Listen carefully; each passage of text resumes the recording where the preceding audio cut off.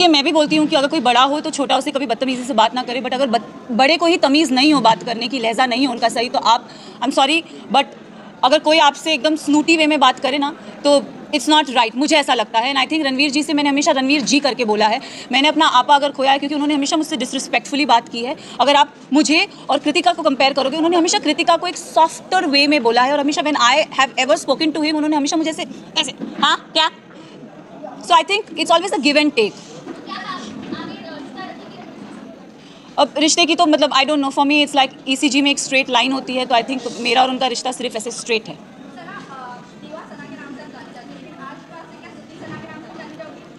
मैं ज़िद्दी हूँ और मैं दीवा हूँ। मुझ में आई थिंक सब में वो चाह होती है सेल्फ लव की, बस इतना डिफरेंस है कि कोई कोई लोग बोल नहीं पाते और मैंने सिर्फ उस चीज़ को बोला है। I do love my self and इसमें कोई बुराई नहीं है। मैं ना रिश्ते जल्दी बनाती नहीं हूँ। अगर आप मेरी जर्नी देखोगे ना तो एज आई सेड मेरा फोकस बहुत क्लियर था। मुझे लगता है कोई रियलिटी शो में रिश्ते नहीं बनते, बट यहाँ पे मैंने दोस्त बनाए हैं एंड आई थिंक वो दोस्त को मैं ज़िंदगी भर रखूँगी। रही बात विशाल और लवकेश और शिवानी की जाने की, तो आई थिंक दो नहीं मैं बोलूँगी 3 दोस्त जब गए थे तब मेरा दिल टूटा था। अगर आप देखोगे गेम के एंड पड़ाव पे ना पूरा घर मेरे अगेंस्ट हो गया था। They don't like me, I don't know for what reason, but they never like me. And I think जब मेरे दोस्त जा रहे थे तो कई हद तक मुझे अकेलापन लग रहा था कि यार ये जा रहे हैं यार, शिट। बट जाते जाते विशाल ने मुझे बहुत अच्छी बात कही थी कि मकबूल में इतना दम है कि अगर पूरा घर एक तरफ हो जाए वो लड़की फिर भी अकेली खड़ी रहेगी। And I think I live up to that, yes. पर आए थे और मुनव्वर ने मुझसे पूछा था कि सना टॉप 3 में तुम किसको देखती हो, तो मैं अगर जर्नी इवैल्यूएट करूँ तो मैंने रणवीर जी का नाम लिया था, मैंने नेजी का नाम लिया था और थर्ड मैंने अपना नाम लिया था। और मैंने कहा था कि नेजी को मैं चाहती हूँ वो एज अ विनर बने, क्योंकि वो लड़का दिल से बहुत साफ है, बहुत नेक है, उसने कभी किसी की बुराई कभी किसी का बुरा नहीं चाहा। एंड रही बात मेरा और नेजी का एक रिलेशनशिप, मेरे लिए वो बंदा बहुत स्पेशल है। सो भी ट्रेंड कर रहा था कटारिया विनिंग आर्ट्स। अरे वाह, फिर तो मजा आ गया। सिस्टर भी हैंग है भाई, है ना? कह सकते हैं कि सिस्टर भी हैंग कर दिया, बिना जीत के भी विनर बन गए। या kind of winner of hearts. Okay, तो आपको लगता है कि आज कोई जब बैठे हुए थे टॉप 5 आपको लग रहा था कि इनमें से किसी एक ने मेरी जगह ली है? मेरी भी, विशाल की भी, शिवानी की भी। 3 लोगों की जगह ली है।